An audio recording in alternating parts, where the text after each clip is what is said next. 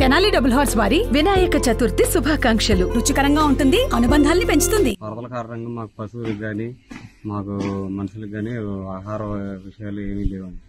ఆయన పేరు ఆయన వచ్చి వరిగడ్డి వచ్చామండి. 100 కట్టలు దనపట్టు, 100 కట్టలు వరిగడ్డి ఇస్తున్నారు. ఆయనకి మా రైతుల తరఫున, మా గ్రామం తరఫున ధన్యవాదాలు. ఆయన శ్రీకాంత్ గారు పశువులకు మేత జనపట్టి ఆయన ఎవరో వచ్చినా మాకు ఇవ్వట్లేదండి. కాకపోతే శ్రీకాంత్ గారు 100 కట్టలు వరిగడ్డి, 100 కట్టలు జనపట్టి అండి. మాది పవన్ గ్రామం, తోటలవల్లూరు మండలం. మా ఊరికి మనుషులను అయితే అందరికి ఆహారం ఇస్తున్నారు, కానీ పశువులను ఎవరు పట్టించుకోవట్లేదు. పశువులు అల్లాడిపోతున్నాయి వరద వచ్చిన నుంచి.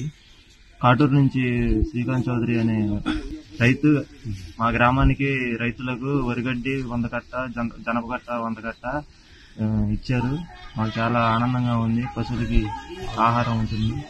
మా ఊరు గ్రామం ప్రజల తరఫున శ్రీకాంత్ చౌదరి గారికి ధన్యవాదాలు తెలుపుతున్నాను.